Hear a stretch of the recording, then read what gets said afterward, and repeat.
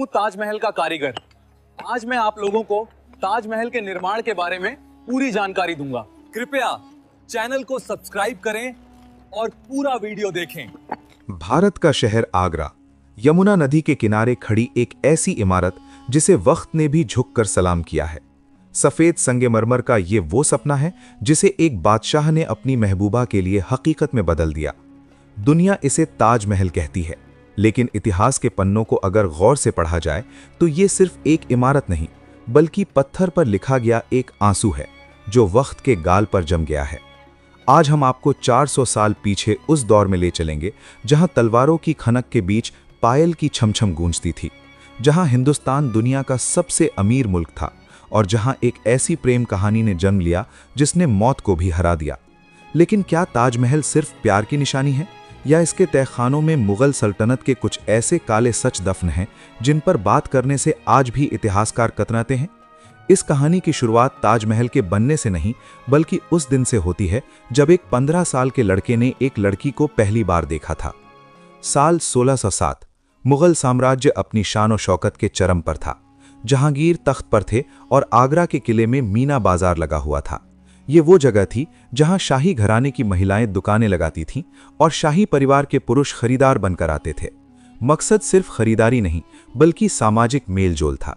इन्हीं रौनकों के बीच मुगल सल्तनत का भविष्य 15 वर्षीय शहजादा खुर्रम, जो बाद में शाहजहां बना, घूम रहा था। अचानक उसकी नज़र एक दुकान पर पड़ी जहां रेशम और कांच के मोतियों का काम हो रहा था। वहां खड़ी थी 14 साल की अर्जुमंद बानो बेगम। इतिहासकार कज़विनी और लाहौरी लिखते हैं कि वो पल किसी जादुई घटना से कम नहीं था। खुर्रम ने जब अर्जुमंद को देखा तो उसे लगा कि उसने बाजार में नहीं बल्कि जन्नत के किसी हूर को देख लिया है।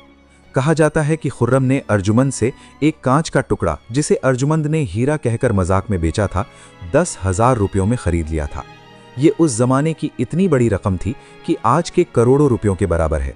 खुर्रम, जो अपने दादा अकबर का लाडला था और बेहद गंभीर स्वभाव का था, पहली बार अपना दिल हार बैठा था।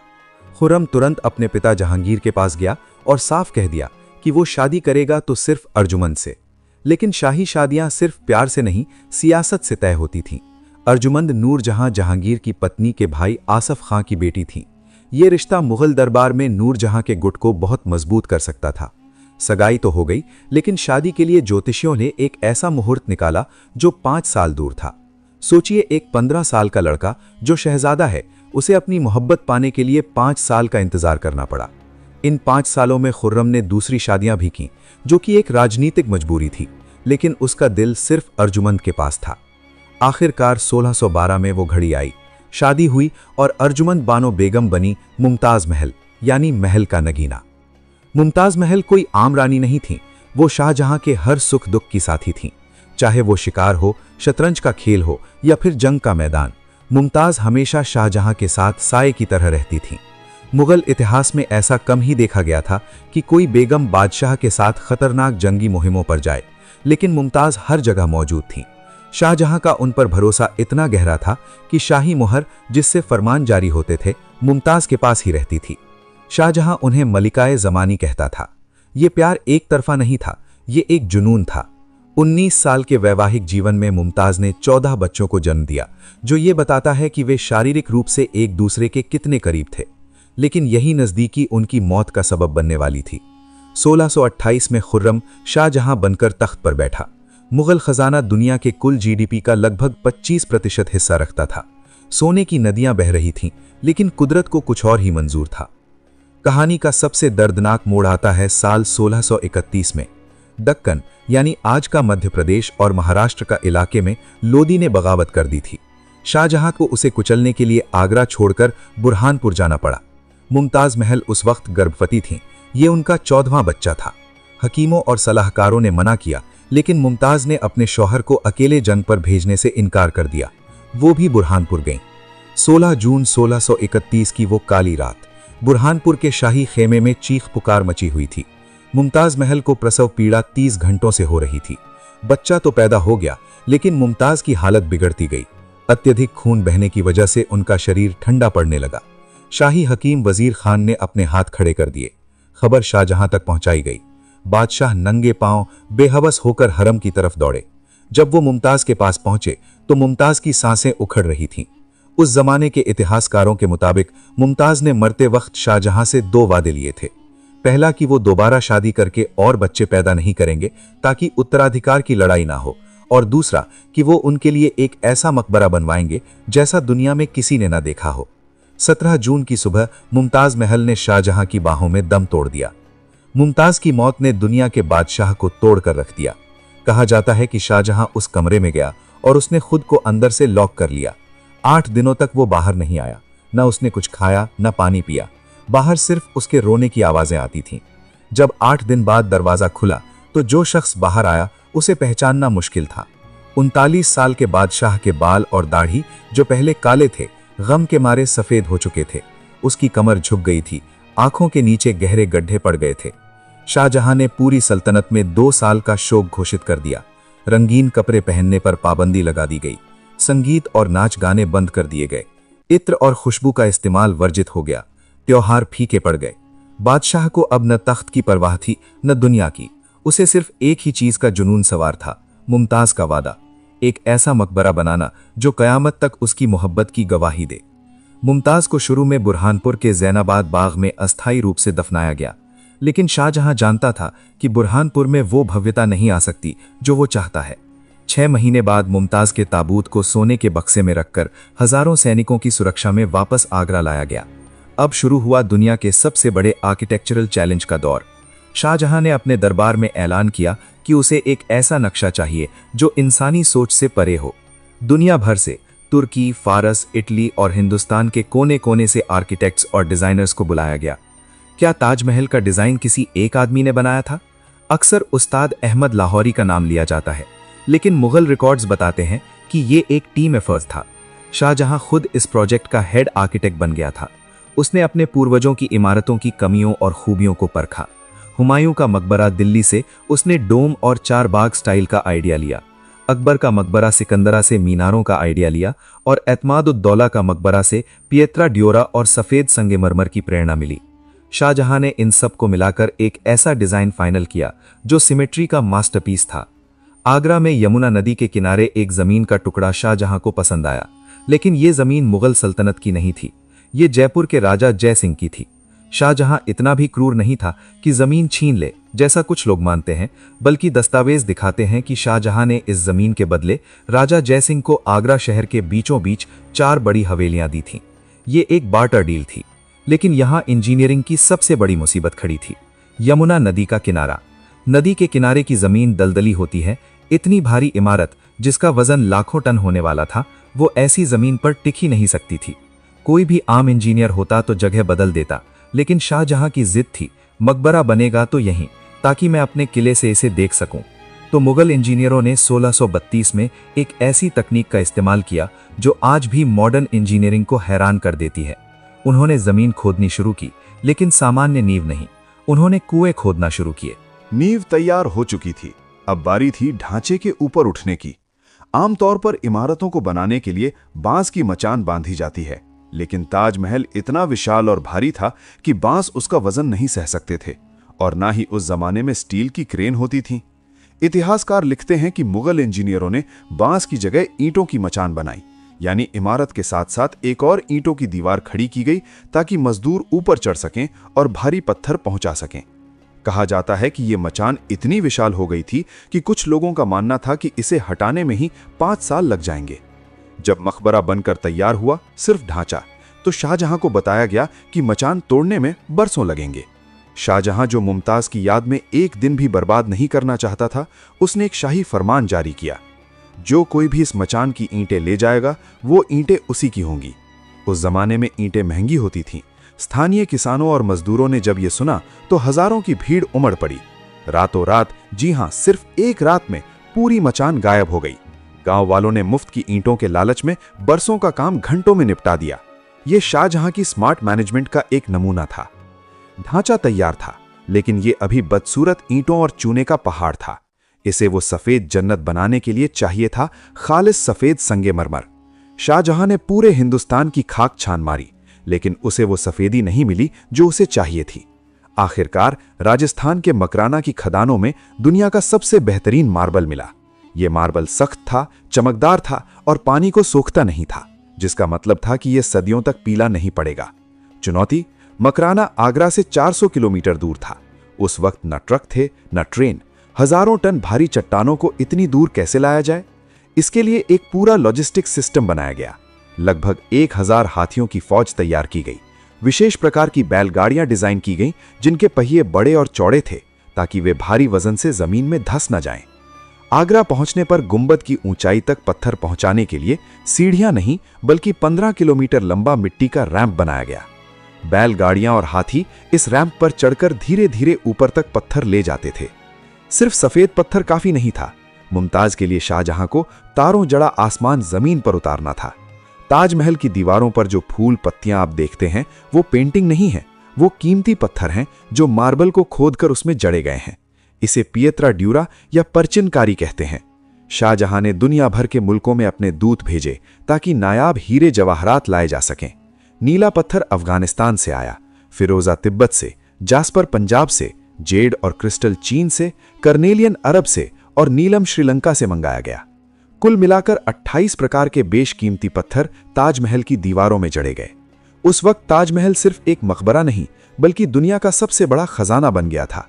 अंग्रेज जब भारत आए तो उन्होंने इनमें से कई कीमती पत्थर दीवारों से खोदकर निकाल लिए, लेकिन जो बच गया वो आज भी हमारी आंखों को चकाचौंध करने के लिए काफी है। ताजमहल सिर्फ ईंट पत्थर नहीं है, ये ऑप्टिकल इल्यूजन का एक खेल है।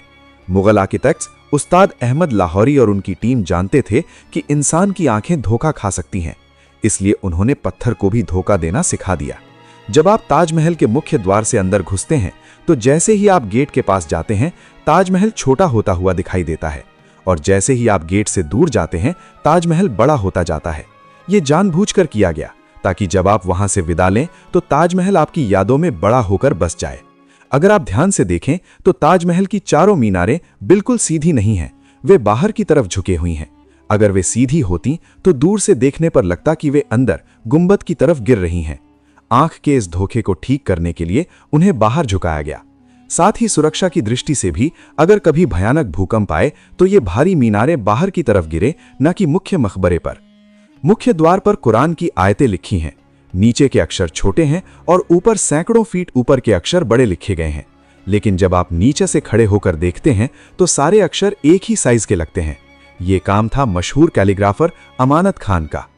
अब बात करते हैं उस सबसे बड़े काले सच की जो हर किसी की जुबान पर है। क्या शाहजहां ने सच में मजदूरों के हाथ काट लिए थे? ये कहानी सदियों से सुनाई जा रही है, लेकिन इतिहासकार और आर्किटेक्चरल एक्सपर्ट्स का कहना है कि यह झूठ है। किसी भी समकालीन मुगल हिस्ट्री की किताब में या किसी विदेशी यात्री के नोट में हाथ काटने का जिक्र नहीं है, बल्कि सबूत इसके विपरीत हैं। ताजमहल बनाने वाले कई मजदूरों और कारीगरों ने बाद में शाहजहानाबाद यानी पुरानी दिल्ली बनाने में भी काम किया। अगर उनके हाथ काट दिए गए होते तो वे लाल किला और जामा मस्जिद कैसे बनाते? दरअसल ये मुहावरा था कि शाहजहां ने कारीगरों के हाथ बांध दिए, जिसका मतलब था कि उनसे एक कॉन्ट्रैक्ट साइन करवाया गया कि वो ऐसी कोई दूसरी इमारत किसी और राजा के लिए नहीं बनाएंगे। बदले में उन्हें पूरी जिंदगी पेंशन दी गई। वक्त के साथ हाथ बांधना मुहावरा हाथ काटना कहानी बन गया। इन 20,000 मजदूरों के रहने के लिए मकबरे के पास ही एक पूरी बस्ती बसाई गई थी, जिसे आज हम ताजगंज के नाम से जानते हैं। साल 1648 आते आते मुख्य मकबरा बनकर तैयार हो गया था। यह सफेद संगमरमर का पहाड़ अब यमुना किनारे खड़ा था, सूरज की रोशनी में चमकता हुआ। लेकिन अभी काम खत्म नहीं हुआ था। अभी इसके बागीचे, मस्जिद और मेहमान खाना बनना बाकी था। शाहजहां अब बूढ़ा हो रहा था, खजाना खाली हो रहा था, और सबसे बुरी बात, उसके बेटों के बीच तख्त के लिए नफरत की आग सुलगने लगी थी। साल 1657 ताजमहल का मुख्य परिसर मस्जिद और मेहमान खाना बनकर तैयार हो चुके थे। 22 साल की मेहनत के बाद मुमताज का वादा पूरा हो चुका था। लेकिन आगरा की हवाओं में एक अफवाह तैर रही थी, एक ऐसी अफवाह जो आज भी इतिहासकारों के लिए पहेली बनी हुई है। काला ताजमहल। यूरोपीय यात्री जीन बैप्टिस्ट तेवर्नियर, जो उस वक्त आगरा में थे, उन्होंने अपनी डायरी में लिखा कि शाहजहां अपनी खुद की कब्र के लिए यमुना नदी के दूसरे किनारे पर एक और ताजमहल बनवाना चाहते हैं, हूबहू वैसा ही, लेकिन काले संगमरमर से। और इन दोनों इमारतों को यमुना के ऊपर एक चांदी के पुल से जोड़ा जाना था। सदियों तक लोग इसे सच मानते रहे, लेकिन 1990 के दशक में जब पुरातत्व विभाग यानी ASI ने मेहताब बाग में खुदाई की तो उन्हें वहां काले पत्थर मिले। एक पल के लिए लगा कि कहानी सच है, लेकिन जब उन पत्थरों को लैब में टेस्ट किया गया तो पता चला कि वो काले पत्थर नहीं थे, बल्कि सफेद मार्बल है जो सदियों से जमीन में दबे रहने की वजह से काले पड़ गए थे। आज ज्यादातर इतिहासकार मानते हैं कि काला ताजमहल शायद कभी बनने वाला नहीं था। मेहताब बाग को शाहजहां ने इसलिए बनवाया था ताकि वहां के मूनलाइट पूल के पानी में रात के वक्त सफेद ताजमहल की काली परछाई दिखाई दे। यानी शाहजहां ने बिना एक पत्थर रखे ही एक काला ताज पानी में बना दिया था। ये उनकी कलात्मक सोच का शिखर था। सितंबर 1657, शाहजहां 65 साल के हो चुके थे। अचानक उनकी तबीयत बिगड़ी। उन्हें पेशाब में रुकावट की गंभीर बीमारी हो गई। हकीमों ने हाथ खड़े कर दिए। पूरे हिंदुस्तान में अफवाह फैल गई कि बादशाह मर चुके हैं। यही वो चिंगारी थी जिसने मुगल सल्तनत को जलाकर राख कर दिया। शाहजहां के 4 बेटे थे, दारा शिकोह, शाह शुजा, मुराद और औरंगजेब। शाहजहां चाहते थे कि उनका सबसे बड़ा बेटा दारा शिकोह अगला बादशाह बने, लेकिन औरंगजेब को यह मंजूर नहीं था। दक्कन से औरंगजेब अपनी विशाल सेना लेकर आगरा की तरफ बढ़ा। इतिहास की सबसे खूनी उत्तराधिकार की लड़ाई शुरू हो चुकी थी। मई 1658 में सामूगढ़ की लड़ाई हुई। ये लड़ाई ताजमहल से सिर्फ 10 मील दूर लड़ी गई। औरंगजेब की चालाक रणनीतियों के सामने दारा शिकोह की फौज टिक नहीं पाई। दारा को भागना पड़ा। औरंगजेब जीत चुका था। वो आगरा पहुंचा और उसने आगरा के किले को घेर लिया, जहां उसका बीमार बाप शाहजहां मौजूद था। औरंगजेब ने किले पर हमला नहीं किया, बल्कि उसने क्रूर चाल चली। उसने किले में जाने वाली यमुना नदी की पानी की सप्लाई काट दी। जून की भीषण गर्मी में किले के अंदर पानी की बूंद बूंद के लिए लोग तरसने लगे। दुनिया का बादशाह शाहजहां, जिसने लोगों के लिए नहरें बनवाई थीं, अब प्यास से तड़प रहा था। उसने औरंगजेब को एक भावुक खत लिखा। ए बेटे, तुम तो हिंदुओं के भगवान से भी गए गुजरे निकले। वो तो अपने मरे हुए पूर्वजों को भी पानी यानी तर्पण पिलाते हैं, और तुम अपने जिंदा बाप को पानी के लिए तड़पा रहे हो। लेकिन औरंगजेब का दिल पत्थर का था। उसे पानी नहीं मिला। मजबूर होकर 3 दिन बाद शाहजहां ने किले के दरवाजे खोल दिए और आत्मसमर्पण कर दिया। औरंगजेब ने अपने पिता को मारा नहीं, लेकिन उन्हें ऐसी सजा दी जो मौत से बदतर थी। शाहजहां को आगरा किले के मुसम्मन बुर्ज में हमेशा के लिए कैद कर दिया गया। ये वही आलीशान बुर्ज था जिसे शाहजहां ने कभी अपने आराम के लिए बनवाया था, लेकिन अब ये उसकी जेल थी। पाबंदियां बहुत सख्त थीं। शाहजहां को उस बुर्ज से बाहर निकलने की इजाजत नहीं थी। सिर्फ कुछ गिने चुने नौकर और उनकी सबसे बड़ी बेटी जहांआरा को उनकी सेवा के लिए साथ रहने दिया गया। जहांआरा ने अपनी पूरी जिंदगी अपने बूढ़े बाप की सेवा में कुर्बान कर दी। लेखक और इतिहासकार उनसे मिलने नहीं आ सकते थे। 8 साल, पूरे 8 साल शाहजहां उस बुर्ज में कैद रहे, लेकिन उस कैद में भी शाहजहां के पास एक सहारा था। मुसम्मन बुर्ज की खिड़की का रुख सीधा ताजमहल की तरफ था। कहा जाता है कि जब शाहजहां बहुत कमजोर हो गए और बिस्तर से उठकर खिड़की तक भी नहीं जा सकते थे, तो जहांआरा ने उनके बिस्तर के सामने दीवार पर एक खास आईना या हीरा लगवाया था। इस आईने में लेटकर भी शाहजहां को ताजमहल की परछाई दिखाई देती थी। वो घंटों बस उस सफेद इमारत को घूरते रहते थे जहां उनकी महबूबा सो रही थी। आज हम जिस ताजमहल को देखते हैं वो अपनी असली खूबसूरती का शायद सिर्फ 70% ही है। जिस दौर में शाहजहां कैद थे और बाद में औरंगजेब का राज आया, और उसके बाद जब मुगल सल्तनत कमजोर हुई तो ताजमहल को कई बार लूटा गया। शाहजहां के दौर का ताजमहल आज से बहुत अलग था। मुख्य गुंबद के सबसे ऊपर आज जो पीतल का कलश है वो असल में 46 फीट ऊंचा खालिस सोने का बना हुआ था। कहा जाता है कि 18वीं सदी में इसे पिघला दिया गया और तांबे पीतल से बदल दिया गया। मुमताज की कब्र पर शाहजहां ने मोतियों और हीरों से जड़ी एक चादर चढ़ाई थी, जिसकी कीमत उस वक्त भी लाखों में थी। ये चादर अमीर हमजा के हमले में गायब हो गई। ताजमहल के मुख्य द्वार पर ठोस चांदी के विशाल दरवाजे लगे थे, जिन पर सोने की कीलें थीं। 1764 में जाट राजा सूरजमल के हमले के दौरान इन दरवाजों को उखाड़ लिया गया और पिघला दिया गया। शुरुआत में मुमताज की कब्र के चारों तरफ सोने की रेलिंग थी, लेकिन शाहजहां को डर था कि लोग इसे चुरा लेंगे, इसलिए उसने खुद इसे हटाकर वहां बेहद महीन संगमरमर की जाली लगवा दी थी। शाहजहां अपनी कैद में बैठे बैठे अपनी बनाई जन्नत को लुटते हुए तो नहीं देख पाए, लेकिन उन्हें पता था कि उनके बाद इस इमारत की हिफाजत करने वाला कोई नहीं होगा। जनवरी 1666, कड़ाके की ठंड पड़ रही थी। शाहजहां अब 74 वर्ष के हो चुके थे। बीमारी ने उन्हें बिस्तर से लगा दिया था। उनका शरीर कंकाल जैसा हो गया था। 21 जनवरी की रात शाहजहां की सांसें उखड़ने लगीं। उनके पास उनकी बेटी जहांआरा और कुछ हकीम मौजूद थे। बादशाह ने अपनी बेटी को इशारे से कहा कि उनके सिर को थोड़ा ऊपर उठा दे। उनकी धुंधली आंखें खिड़की के उस पार देख रही थी। चांदनी रात में यमुना के उस पार ताजमहल चमक रहा था, बिल्कुल वैसे ही जैसे 35 साल पहले मुमताज का चेहरा चमकता था। क्या शाहजहां को अपनी मौत का गम था? शायद नहीं, क्योंकि मौत ही वो जरिया थी जो उन्हें वापस मुमताज से मिला सकती थी। 22 जनवरी 1666 की सुबह आगरा किले के मुसम्मन बुर्ज में सन्नाटा था। दुनिया का सबसे अमीर और ताकतवर बादशाह शाहजहां अब नहीं रहा था, लेकिन इतिहास की विडंबना देखिए। जिस शख्स ने अपनी पत्नी के लिए दुनिया का सबसे आलीशान मकबरा बनवाया, उसके खुद के जनाजे के लिए राजकीय सम्मान भी नसीब नहीं हुआ। औरंगजेब, जो अब बादशाह था, उसने अपने पिता के अंतिम संस्कार के लिए कोई बड़ा जुलूस निकालने से मना कर दिया। उसका तर्क था कि यह इस्लाम के खिलाफ है और फिजूल खर्ची है। शाहजहां का पार्थिव शरीर चंदन के ताबूत में रखा गया। उसे आगरा किले के मुख्य द्वार से नहीं, बल्कि पीछे के एक छोटे चोर दरवाजे से निकाला गया।